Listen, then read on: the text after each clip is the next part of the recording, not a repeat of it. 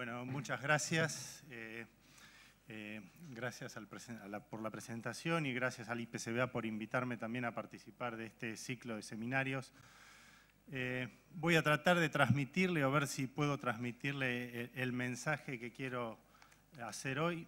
Y para eso, bueno, creo que todos son consumidores de carne ya que están acá, así que va a ser bastante amena la charla y más pensando que después de esto se va a ir a un almuerzo, o sea que van a estar todos chorreando baba. Así que, bueno, ¿cuáles son los factores pre y post faena a considerar para garantizar la calidad de la carne? Y cuando hablamos de calidad de carne ya han ido mencionando varias cosas en el transcurso de la mañana y creo que cada uno de ustedes debe tener una percepción de lo que es calidad de carne para ustedes. Y en este caso me falta agregar ahí que es carne vacuna, ¿sí? En general, ¿cuándo definimos como consumidores el momento, la calidad de la carne? Un momento importante de definir la calidad de la carne es cuando la vamos a comprar, ¿sí? Y cuando la vamos a comprar, ¿qué miramos? O sea, tratamos de evaluar qué calidad va a tener esa carne después al momento de consumirla. ¿Está bien?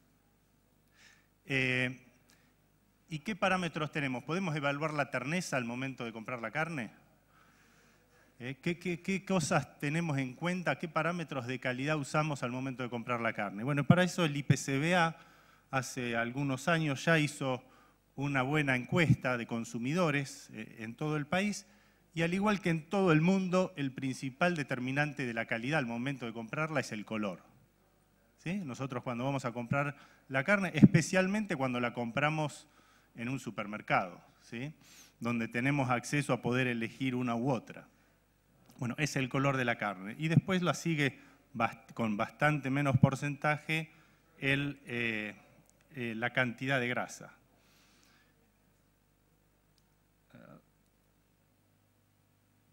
Un aspecto importante de esto, que creo que es una de las características más importantes de calidad que nunca hablamos, es que tenemos que garantizar esa calidad. Porque una vez puede ser tierna, una vez puede tener buen color, pero nosotros como consumidores queremos que siempre que vamos a comprar eso lo asociamos con buena calidad, ¿sí? Entonces, un poco es la consistencia del producto que estamos entregando. Hoy hablaban de que en general tenemos que apuntar a producir buenas reses. Yo creo que tenemos que apuntar a producir buena calidad de carne, más que la buena res contribuye a una buena calidad de carne, pero no necesariamente siempre una buena res va a dar buena calidad de carne. Entonces, lo que tenemos que tratar es de generar calidad de carne consistente y uno de los aspectos es el color. En la encuesta esa no decía cuál era el color que buscaba el consumidor argentino, ¿sí? Cuál era el color que estamos buscando. Y un poco en base a eso, bueno, generamos una encuesta online donde le mostramos esa foto a los consumidores y ellos elegían el color de la carne que preferían. Ahí hay una buena variación de colores y en general los consumidores en Argentina prefieren la número 4, ¿sí? Y después le sigue la carne número 3. En esa encuesta se le pregunta por qué. Bueno, la principal asociación es porque fresca, o lo asocian el color más claro, no sé si se llega a ver bien, pero esta carne es de un color más claro que las otras, y esta es excesivamente clara, ¿no? Bueno, este color lo asocian con frescura. Ahora, esta carne tiene el mismo tiempo post-faena, o sea que no es frescura lo que estamos viendo ahí. Y después lo otro lo asocian con terneza, es otra característica importante con la cual asocian el color de la carne. Entonces, por eso la gente elige esta carne. Ahora lo que los voy a tratar de explicar es por qué tenemos esta variación de carne, de color en la carne. ¿Sí? Esta es carne de 24 horas post-mortem, que se cortó el bife y se la dejó airear para que tome el color que normalmente vemos. O sea que es toda de la misma frescura. Bueno, ¿por qué varió? En general el color de la carne, uno es el aspecto visual, lo podemos evaluar visualmente o objetivamente. Para evaluarlo objetivamente, uno de los parámetros que se usan es el valor L. El valor L es la luminosidad de esa carne, ¿sí? Y va desde 0, que es negro, a 100, que es blanco, ¿sí? En este caso, bueno, esta es, no lo llegan a ver a ustedes ahí, pero va desde 30 hasta 47, y esta es la distribución de un estudio hecho en Estados Unidos. La distribución en las plantas de faena, bueno, tomaron muestras, qué distribución de ese valor había. Y si se fijan, estas son las fotos que les mostré antes, están en este rango. Estas son muestras de carnes de acá, de nuestro país. Estas son muestras, esta es la frecuencia, bastante menos animales, pero son frecuencias de los animales de los ensayos nuestros de animales terminados a pastoreo. Si bien puede verse que la curva está un poco más corrida, acá tiene algunos picos, ¿sí? Acá tiene algunos animales por acá, o sea que esto sería bastante oscuro. Fíjense que con esta distribución podemos estar produciendo animales con este color y este color que eran los de preferencia del consumidor argentino, ¿sí? O sea que con animales terminados a pasto es factible producir carne que le guste a los argentinos. Y estos son, poquito menos, son animales terminados a corral. Fíjense que de vuelta se corre para lo que es la curva americana. La curva americana es básicamente feedlot, ¿sí? Entonces, hay otra distribución. Fíjense que son dos curvas normales, unas desplazadas de la otra. ¿Por qué están desplazadas? Una de las hipótesis que se plantea en la bibliografía es porque el sistema de alimentación, la dieta, el hecho de que los animales en pastoreo tengan que caminar para consumir, o tengan que caminar más, el ejercicio que hacen, eso genera cambios en el tipo de fibra, ¿sí? En los músculos tenemos fibras, todos los mamíferos tenemos fibras, y las aves también, fibras musculares blancas y fibras musculares rojas. En los músculos estas fibras están mezcladas y da el color típico de los músculos. Si se fijan en las fotos, esto es un bife, tiene un bife bovino, donde la proporción de fibras rojas es más alta que en un cerdo, ¿sí? Por eso el cerdo tiene un color más rosado. Es básicamente la diferencia entre la carne de cerdo y la de bovinos está dada por eso. Y después hay fibras intermedias, ¿sí? Que pueden adecuarse según la alimentación o según el ejercicio, pueden ser fibras blancas o fibras rojas. Bueno, estas fibras cambiarían según el tipo de sistema utilizado.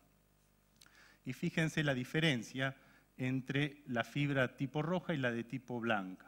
Bueno, una es aeróbica, o sea, consume más oxígeno, como tiene un metabolismo aeróbico, tiene más mioglobina. La mioglobina es la hemoglobina de la carne, es lo que transporta el oxígeno dentro del músculo, ¿sí? Al tener más, le da un color más rojo. Tiene más mitocondrias. Las mitocondrias tienen un color amarronado, o sea que también le da un color más oscuro. ¿Por qué esto? Y tiene todo esto. Y porque necesita oxígeno y utilizarlo. Y después, bueno, tiene más red vascular, tiene más proporción de lípidos, y un aspecto importante también es que en general tienen menos glucógeno que las fibras blancas. Bueno, y el resto es todo al revés. En las fibras blancas es todo al revés. Lo que se piensa es que la alimentación a corral, el tipo de alimentación, y el hecho de que los animales caminen menos hace que una mayor proporción en el animal de feedlot o de corral haya una mayor proporción de fibras blancas que en un animal de pastoreo. Y por eso esas curvas estarían desplazadas. Y después, bueno, ¿por qué también no es todo un solo valor y por qué hay variación dentro de los pastoreos, de los animales o de la carne producida a pasto y de la carne producida a corral?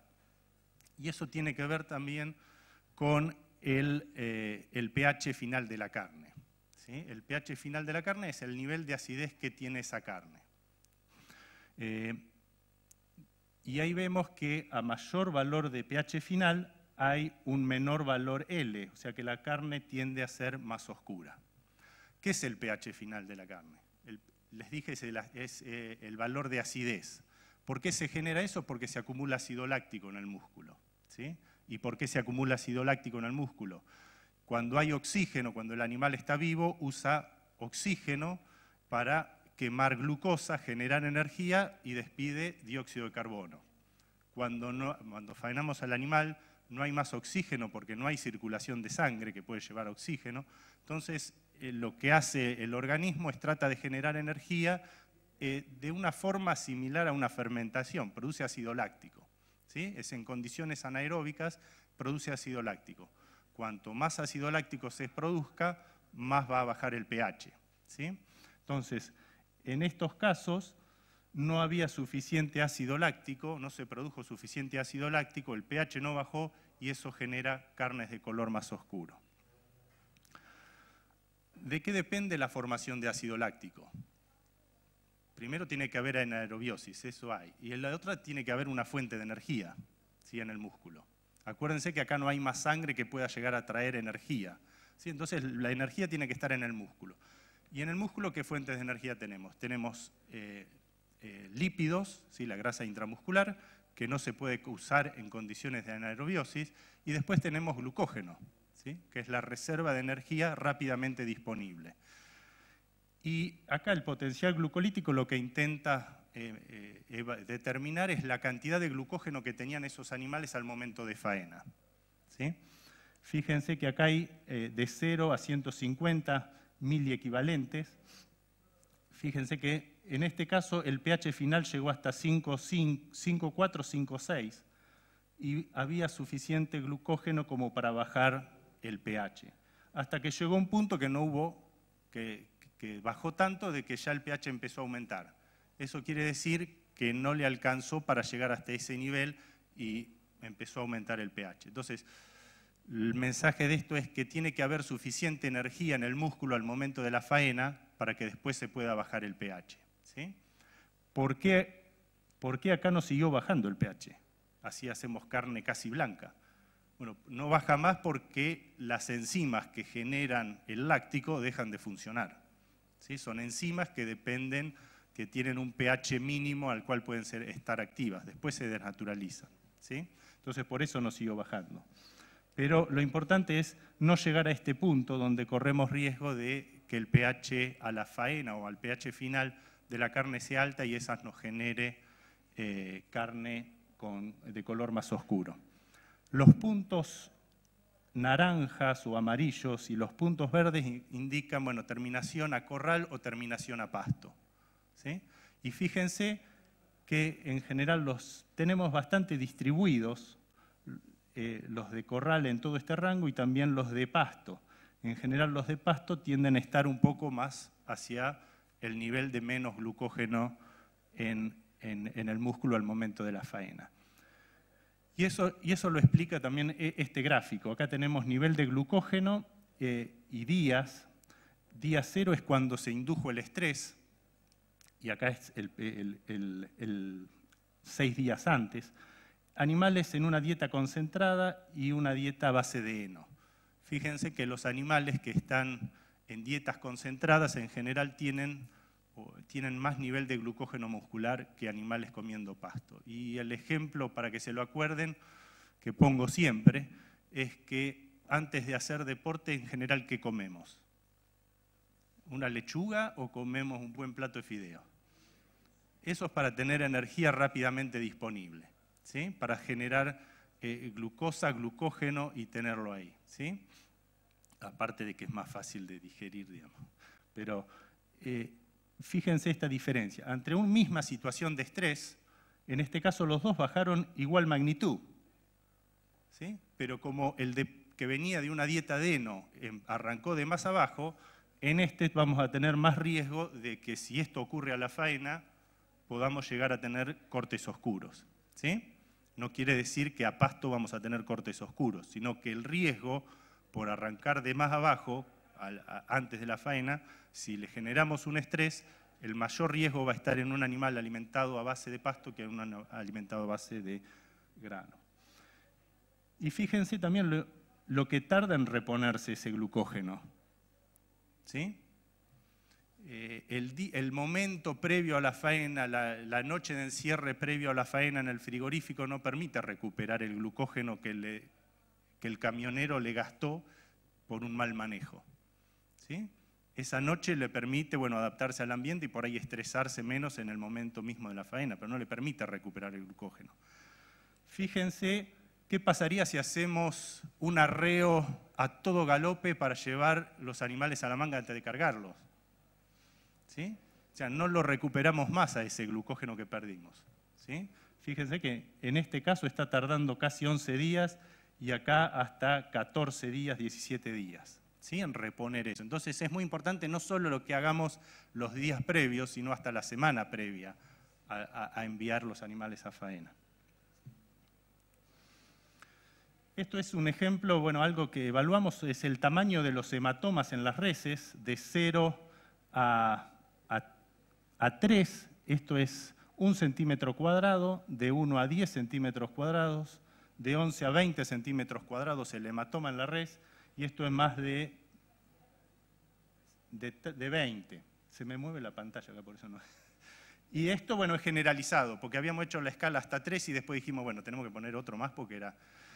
Y fíjense cómo esto es un indicador, bueno, el estrés del animal previo a la faena durante el transporte, estaría indicando, durante el manejo previo a la manga.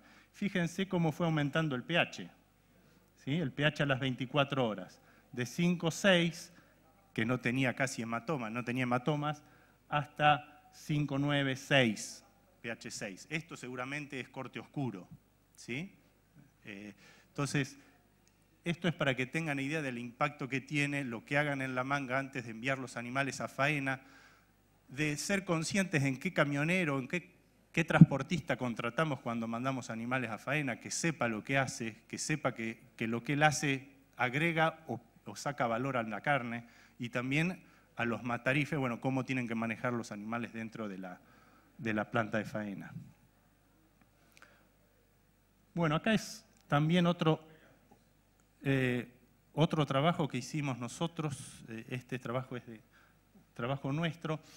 De vuelta, los verdes son distintos tratamientos de terminación a pasto y los amarillos distintos tratamientos de terminación a corral. El pH final y el color de la carne. En estos trabajos lo que vimos que el mayor pH final de los animales terminados a pasto en nuestro ensayo, o sea, esto es pasto solo, generó carne de colores más oscuros, ¿sí? En los dos trabajos. En este caso, el color oscuro no estaba asociado tanto al pH, esto era pastoreo desde el destete hasta la terminación. Fíjense que en este caso el pH no estaba asociado al color de la carne. Ese era el pH final, el pH a las 24 horas. Pero otra cosa que vimos y que está también reportado en la bibliografía que lo afecta es cómo va bajando ese pH. ¿Sí? El pH en un animal vivo es de alrededor de 7. ¿Sí? Llega a 5,4 porque se acumula láctico. Bueno, la velocidad con que se acumule ese láctico también afecta el color. ¿Y por qué no les dije por qué el pH afecta el color? El pH final, digamos, un pH final alto hace que la carne retenga más agua, ¿sí? Al retener más agua, la luz puede penetrar, penetra más fácil, absorbe luz. Al absorber luz, es como la ropa, tiene un color más oscuro, ¿sí? En verano no nos ponemos un suéter negro o una remera negra porque nos da más calor, ¿sí? Es porque absorbe la energía. Bueno, esto mismo pasa con la carne que tiene más agua.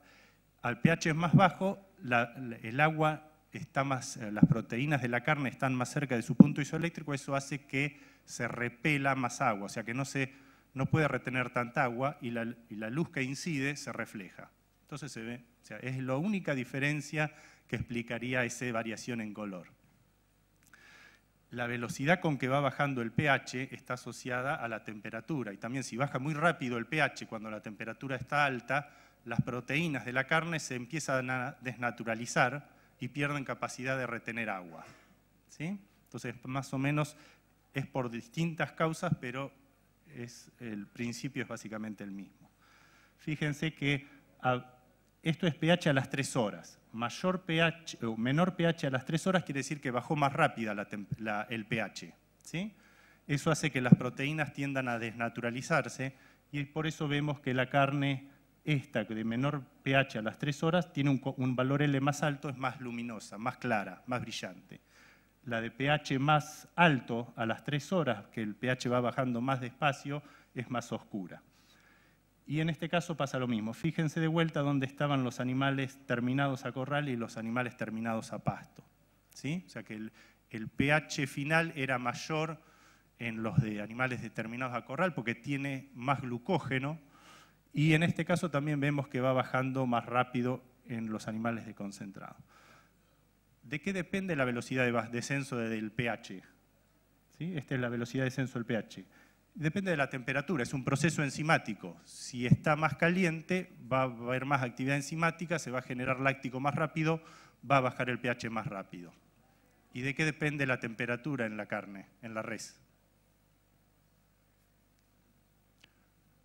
Una de las principales cosas que afectan la temperatura de la res es el espesor de grasa dorsal, ¿sí? Por eso hoy comentaban, uno de los aspectos importantes a seleccionar es por un adecuado cobertura grasa, ¿sí?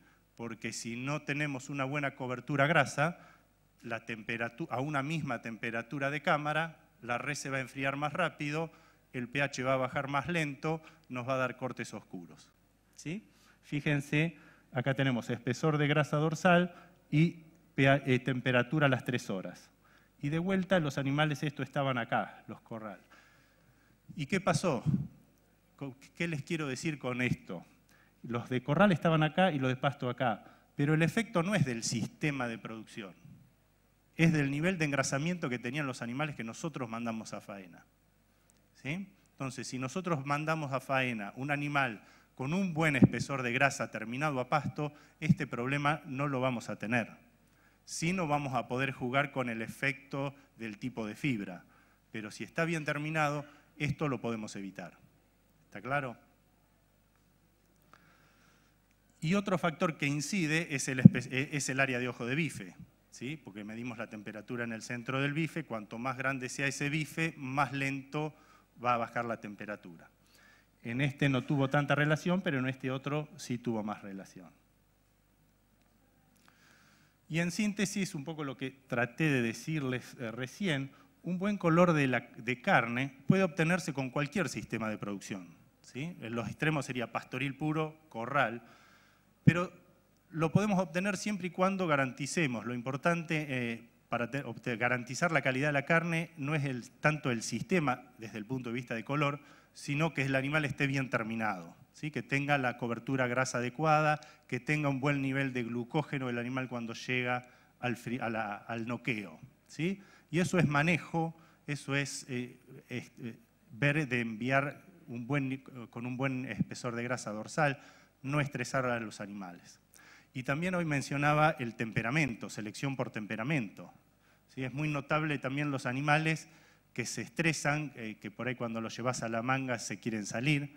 Bueno, nosotros evaluamos la velocidad de escape de la manga, o sea, desde la balanza para afuera, medimos eso, y los que salen más rápido siempre salen más rápido, ¿sí? Se van acostumbrando, la velocidad va bajando con el tiempo, pero siempre son más nerviosos. Entonces, los genetistas sabrán si se puede seleccionar por eso o no, pero yo creo que sí.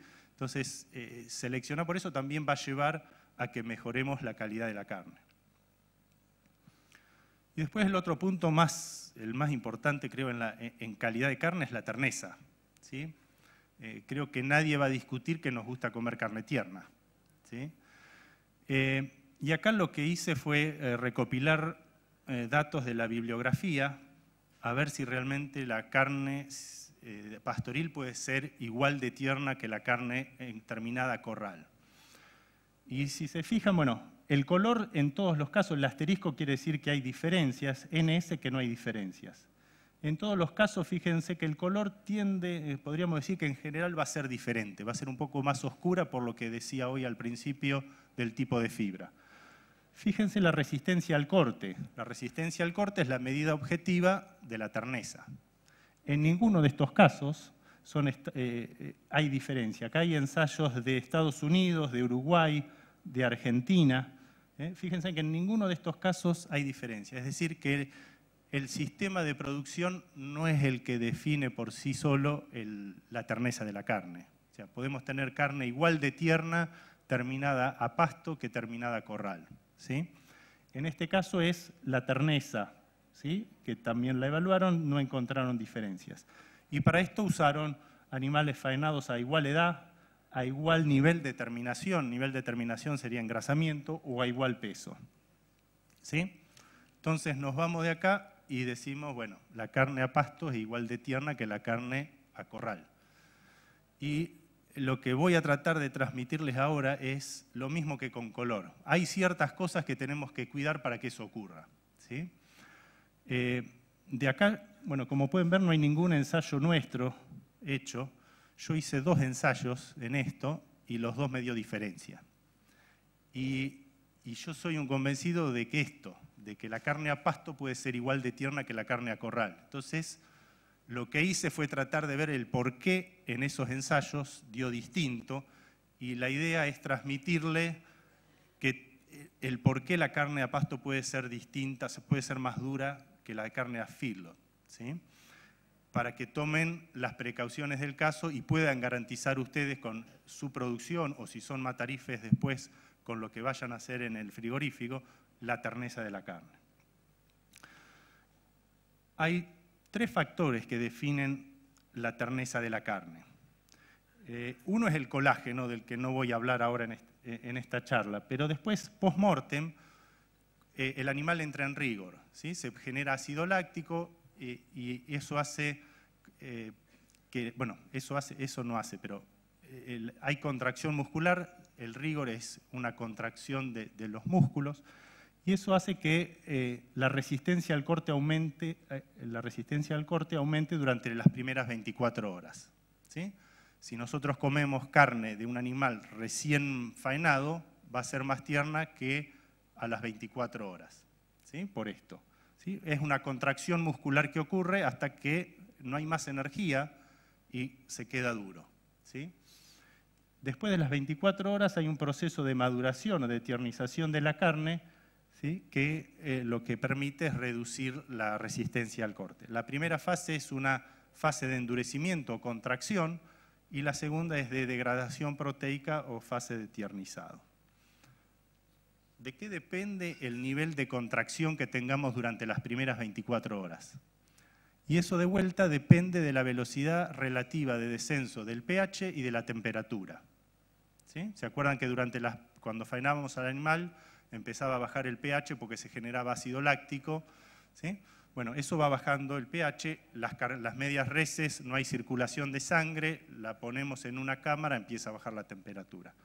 Esta sería la curva normal de descenso, que arrancamos de un pH neutro, va bajando el pH y la temperatura. Acá tienen pH y acá temperatura. Fíjense que la temperatura está al revés, ¿sí? De 40 vamos a 5 grados, o sea que va bajando. Esto sería lo normal. Lo que no puede pasar es que estemos por acá, ¿sí? Que la media res se enfríe demasiado rápido relativamente al pH, al descenso de pH. Acá va bajando más rápido la temperatura que el pH. Y acá hay una ventana que se dice que está alrededor de los 12 grados.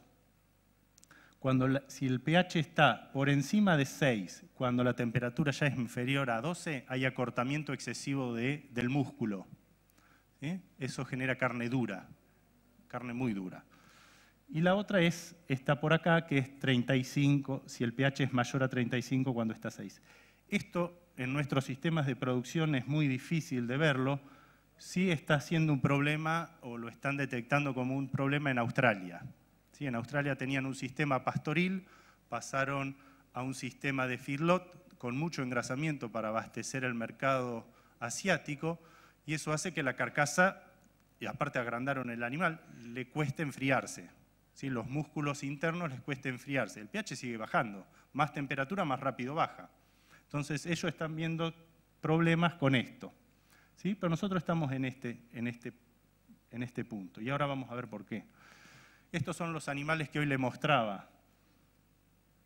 Fíjense, estos animales terminados a corral. Esto es el pH y la temperatura a las 3 horas. ¿Sí? Porque no lo vamos haciendo a todos los momentos por el trabajo que eso implica, pero lo hacemos a las 3 horas, y ahí vemos que los de corral vienen bajando por acá, vienen bastante bien de acuerdo a eso. y los de pastoreo en este caso estaban más arriba.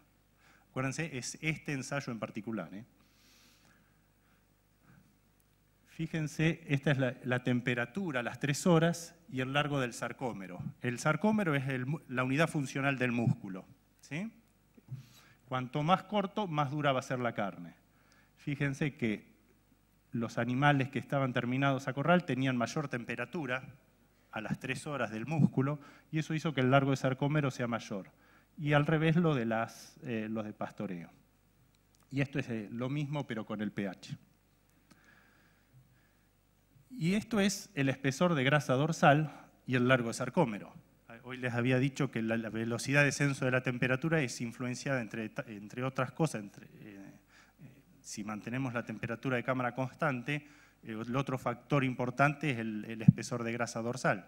Y fíjense que en esta curva tenemos los animales de pastoreo. ¿Por qué tenían espesor de grasa, por qué tenían largo de sarcómero más corto? Porque se enfrió demasiado rápida la carne. ¿Y por qué se enfrió demasiado rápida? Y porque no teníamos suficiente grasa en esos animales. Nosotros los mandamos a faena antes de que estén bien terminados, ¿sí? En cambio, los de feedlot estaban con un nivel adecuado de terminación. En general, ¿cuándo mandan a faena a ustedes? En la zona nuestra se dice 6-7 milímetros de grasa, estaba bien, era el momento adecuado para mandar a faena, hasta 8. Bueno, fíjense que los de corral están en ese nivel, ¿sí? Y eso nos garantiza tener un adecuado largo sarcómero, ¿sí? Más grasa de esa no sirve de nada en este caso porque no mejoraría la terneza. Entonces, de vuelta, no es el sistema de producción, sino es el nivel de terminación con que mandamos los animales a faena. Y acá tienen lo mismo, espesor de grasa dorsal, pero resistencia al corte. Los animales de pastoreo, los animales de corral. Resistencia al corte, cuanto más alta, si no se los dije ya, es más alto el valor, más dura la carne. Fíjense que en general están más arriba, la media seguramente está más arriba de los de pastoreo que los de feedlot. De vuelta está asociado con el espesor de grasa dorsal. Pero otra cosa importante que tienen que ver acá es la dispersión, ¿sí? O sea, es mucho más homogénea con estos niveles de espesores de grasa que con estos, ¿sí? Fíjense que dije espesores de grasa y no sistema de terminación, ¿sí? Eso era a los 3 días. O sea, 3 días post-mortem era esa la terneza. Si lo dejamos en cámara hasta los 7 días, fíjense que ya se va acomodando, ¿sí? Y 14 días ya casi todo es igual, ¿sí? Excepto algunos que quedan por ahí arriba que realmente no se pudo más. Eso es el efecto de la maduración, ¿sí? Entonces, si partimos de carne que está un poco dura, la podemos mejorar si la ponemos a enfriar. Bueno, y en esto la maduración también lo que hizo fue homogeneizar, ¿sí? A los 14 días es más fácil poder garantizar un nivel de terneza determinado que a los 3, ¿sí? Por el efecto de la degradación proteica que tenemos durante la maduración. Bueno, este es otro ensayo que son animales determinados a corral, animales a pasto y animales con algo de suplementación. Y pasa más o menos lo mismo, ¿sí? Lo que pueden ver por ahí es que con la suplementación los animales tienden a tener más espesor de grasa dorsal, no se ve ahí, y eso hace que el pH y la temperatura bajen de manera adecuada, ¿sí? O sea, no es que no podemos solucionar esto, ¿sí? El espesor de grasa dorsal es lo fundamental. Estos animales, los de pastoreo también tenían 3 milímetros de grasa, los suplementados tenían 5 y los de corral 8, ¿sí? Espesor de grasa dorsal. Y esa fue la terneza. Fíjense, concentrado, pasto más suplementación, estuvo más abajo y pasto solo fue un poco más dura. Esto es para reforzar todo lo que les dije. Este es un trabajo antiguo americano donde evaluaron a distintos espesores de grasa la fuerza de corte que está en negro o en oscuro, en rojo oscuro, y la terneza. La terneza, lo rojo, cuanto más alto mejor, la resistencia al corte, cuanto más bajo mejor. fíjense que por sobre este nivel, por aumentar el espesor de grasa, no hay mejora. ¿Sí? Entonces, lo que tenemos que hacer es apuntar a estar acá. ¿Sí? Acá un poquito, más arriba. ¿Sí? No más que eso. ¿Por qué? Porque es pérdida. Pérdida para el carnicero y para ustedes, productores. Esto es otra cosa importante que afecta la maduración. ¿Sí? La actividad de maduración está dada por enzimas. Y de vuelta, las enzimas dependen del pH. ¿Sí? Hay un pH óptimo y un pH no tan bueno. Esto es la resistencia al corte a las 14 horas. Fíjense que se maximiza a pHs bajos o a pHs neutros. ¿Sí? Y, perdonen, yo dije, se maximiza acá, o sea, es peor acá, hay menos maduración de la carne acá que acá. ¿Sí? ¿Qué buscamos nosotros? Esto. ¿Sí? Que esté lo más bajo posible la resistencia al corte, que sea más tierna. ¿Por qué es esta variación? Bueno, porque el pH, a este pH, al pH intermedio entre 5,8 y 5,6, 5,2, las enzimas actúan más despacio, ¿sí? Que a pH más bajo o a pH más alto. ¿Por qué no trabajamos en este pH? En este pH el color es bien negro, es negro, y aparte hay más probabilidad de desarrollo de microorganismos. Por eso tenemos que apuntar a trabajar acá. ¿Sí? Entonces, ¿y de qué dependía el pH final? Y de la cantidad de glucógeno con que faenábamos al animal. ¿Sí? Entonces, la gente que piensa comer carne más brillante porque la asocia con terneza, y está en lo cierto. ¿Sí? Porque esta carne va a tener color más brillante que esta de acá. ¿Sí? Que esta no existe, digamos, pero que esta carne. ¿Sí? Entonces, si buscamos carne brillante, bueno, de un rojo brillante vamos a estar apuntando a carne tierna. Si la dejamos madurar, ¿sí? Si la comemos inmediatamente después de faenado, como el carnicero de Balcarce que me dice, sí, la carne esta la faenamos ayer, llévala que es fresquita, bueno, estamos comiendo carne sin madurar, ¿sí? Y nos puede tocar dura o tierna según el nivel de terminación que tuvo. Esto está lento. Bueno, esto acá me faltó cambiarlo, pero es el pH y la resistencia al corte en esos ensayos. Fíjense, a los 3 días hay algo de relación y después acá ya está todo más tiernizado por efecto de las enzimas. Y de vuelta, para sintetizar todo esto, bueno, al igual que en el color, es posible tener un adecuado nivel de terneza y garantizarlo con cualquier sistema de producción. ¿Sí? Siempre que logremos un buen descenso del pH y temperatura y un buen glucógeno, por aquí no está puesto acá, un buen glucógeno, sí, del pH del músculo, un buen nivel de glucógeno a la faena. Y ahí abajo dice, esto es más fácil de lograrlo a corral, de vuelta. Es más fácil tener un buen nivel de grasa a corral que en pastoreo. En pastoreo, ¿qué tenemos que hacer? Suplementar, ¿sí? Agregarle el grano. ¿Qué otra cosa podemos hacer? Tenerlo más tiempo en el campo para que se termine. Manejar bien al animal en pastoreo. O sea, hay muchas cosas que hay que hacer. En el corral le damos una buena dieta, sabemos que si lo ponemos acá, lo sacamos acá, vamos a tener un animal bien terminado. Y el glucógeno, de vuelta, es más fácil entrar en zona de riesgo si viene de pasto que si viene de corral, porque los niveles iniciales en general son mayor a corral que a pasto. ¿Sí? Y de vuelta, las cosas que podemos hacer es suplementar, mandar a dejar el animal hasta que esté bien terminado a campo. La otra cosa que se dice que afecta mucho, que siempre buscamos en la carne, es el marmoreo. ¿Sí? Se selecciona a favor de marmoreo. ¿Sí? Bueno, ¿qué impacto tiene eso en la calidad de la carne? Este también es un trabajo americano, donde evaluaron la terneza de distintos niveles de marmoreo, desde trazas hasta moderados, desde 2,2% de grasa hasta 7% de grasa. Y fíjense, esto es la terneza, lo que mejora la terneza. ¿Sí? Recién hay un cambio entre estas dos y estas. Esta no se diferencia de esta ni de esta. O sea que el aumento hay, de terneza al aumentar el marmoreado, pero es muy leve. Se dice que entre un 5 y un 10% de la variación en terneza está asociada al marmoreo. ¿Sí?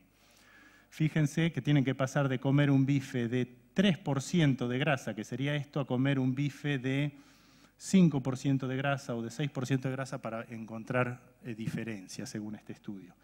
Estas líneas, que es por ahí lo más interesante, estas líneas es la variación, ¿sí?, en terneza. Y acá está puesto el porcentaje de muestras o de animales que dio carne levemente dura o mayor, o sea que estuvo por debajo de esto. Fíjense, si iban y compraban un bife con un 2% de grasa, ¿sí?, con un marmoreado de trazas, la probabilidad de que sea dura era del 32%. ¿Sí? Ese bife lo pagaban a un precio determinado.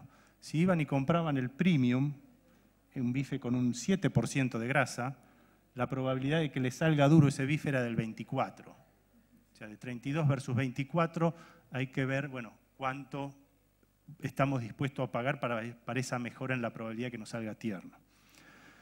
Pero esto no quiere decir que la grasa no sea importante. Este es otro estudio, también americano. No he encontrado estudios de esto hechos acá. Acá tenemos porcentaje de grasa en la carne, la palatabilidad. La palatabilidad está representada por esta línea y este es el contenido de grasa que está representado acá. Obviamente, a medida que aumenta el porcentaje de grasa, aumenta el contenido de grasa.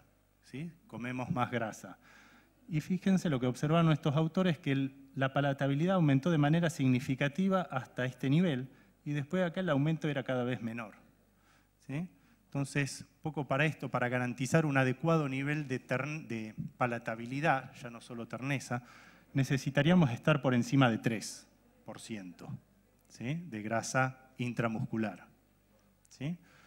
En los estudios que estamos haciendo nosotros estamos ahí, o sea, no estamos ni acá ni acá, no estamos ni acá ni acá, estamos por acá. Yo le diría en un rango entre 2 y 4% de grasa. Entonces, si queremos mejorar eso, tenemos que hacer también selección para mejorar eso, o sea, que el animal se engrase más rápido. Esto es un estudio esto es de los animales que yo le venía mostrando, terminados a corral, terminados a pasto. Y ese estudio lo que trataba de buscar era ver si tenemos estrategias de alimentación para incrementar el marmoreo, aún con terminación a pasto. Y por ahí ya escucharon de que, bueno, si le damos grano al destete, podemos estimular la deposición de grasa intramuscular en terminación. Entonces lo que hicimos nosotros acá, bueno, al destete, fase 1 era pasto o concentrado. Después en la fase 3, que era la determinación, en el medio estuvieron pastoreando en primavera raigras o pasturas a base de festuca. Y después, a terminación, bueno, la mitad fue a pasto y la mitad concentrado, y de esto lo mismo. Y si se fijan acá, el espesor de grasa dorsal, que de las muestras que yo les mencionaba, los terminados a pasto estuvieron en 3, más o menos los dos, y los terminados con concentrados, los que habían tenido recría toda pasto, estaban en 6 milímetros, y los que tuvieron concentrado pasto y después concentrado de vuelta estuvieron en 8 milímetros de grasa. Esto creo que era lo que generaba las diferencias en la terneza y en la velocidad de enfriado de las reses. Obviamente estos son los días en engorde, con el feedlot se apura, pero fíjense el marmoreado. Tuvimos efecto de la fase 1, darle concentrado al destete, incrementó el marmoreado en terminación, independientemente de dónde se terminó ese animal. Y también la fase 3, darle concentrado en terminación, también mejora el nivel de marmoreado, ¿sí?, en los dos casos. Fíjense estos dos dio igual nivel de marmoreado. Esto es una medida objetiva del nivel de engrasamiento, subjetiva, perdón, del nivel de engrasamiento. Fíjense que darle el concentrado al destete o dárselo a terminación generó similares niveles de marmoreo. ¿Sí? Entonces, para los que les gusta por ahí la carne a pasto, les gusta el sabor, bueno, por ahí esta es una estrategia para incrementar el nivel de marmoreo que garantice la terneza y después terminarlos a pasto. Sin duda, por el espesor de grasa dorsal y todo lo que les comenté antes, nos falta un poco. Nos falta algo de energía para que engrase un poco más y ponerle un poco más de grasa. El próximo ensayo seguramente va a ser con suplementación en terminación, no en cierre, ¿sí? Fíjense, concentrado, sí aumentó el marmoreo, pero también aumentó mucho el espesor de grasa dorsal, ¿sí? Por ahí no es un nivel excesivo todavía, pero por ahí en un futuro, si realmente vamos a sistemas cada vez más intensificados, por ahí nos pasemos de rosca y vayamos a lo que les pasa a los americanos, que quieren bajar el espesor de grasa dorsal, ¿sí? Ellos le meten mucho marmoreo, ¿por qué? Porque le meten mucha grasa, en general. Como anecdótico, no sé, el asado de esto no creo que alguien se lo quiera comer, o que lo quiera comprar por lo menos. El de este que tiene menos espesor, yo creo que por ahí sí, ¿sí? Por el nivel de engrasamiento que tiene ese asado. Y bueno, de esa encuesta que habíamos hecho, también le preguntamos cuál de los dos prefiere, ¿sí? ¿Nos gusta la carne realmente cuando vamos a comprarla que tenga mucho marmoreo o que tenga poca grasa? ¿Sí? Y bueno, este bife, el análisis dio que tenía 6,6% de grasa y este tenía un 2% de grasa, ¿sí?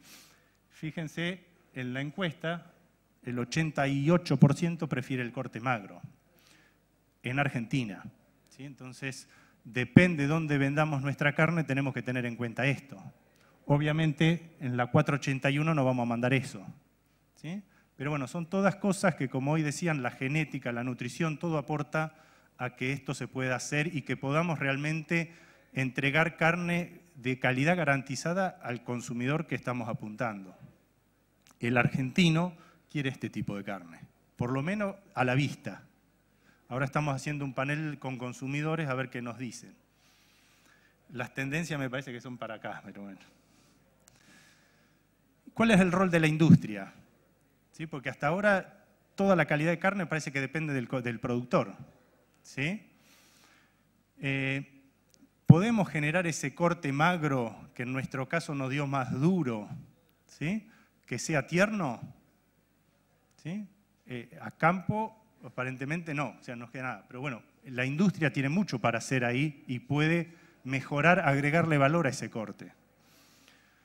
Bueno, lo primero es, yo hoy les recalcaba, a temperatura constante de cámara, la variación en espesor de grasa dorsal es la que juega. ¿Qué pasa si variamos la temperatura de cámara? ¿Sí?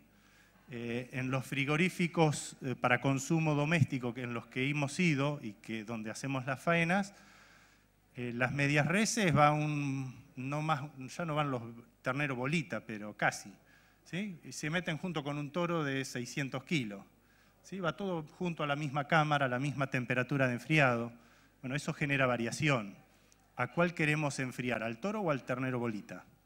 Eso por un lado. Bueno, podemos aumentar un poco la temperatura o hacer un pre-oreo controlado de las medias reses para controlar la velocidad de descenso de la temperatura de la carne. Fíjense, pastoreo, el espesor de grasa dorsal era de 4 contra uno terminado a grano que era 8. Lo que hicieron, aplicaron un tratamiento de temperatura acá. Acá están las temperaturas que usaron. Y fíjense que con hacer un oreo mejoraron el largo de sarcómero de 1,7 a 1,92. ¿Sí? Nada más, era la misma res, la mitad fue a una cámara, la otra mitad fue a la otra. Y eso se tradujo en mejora en la terneza, en la resistencia al corte.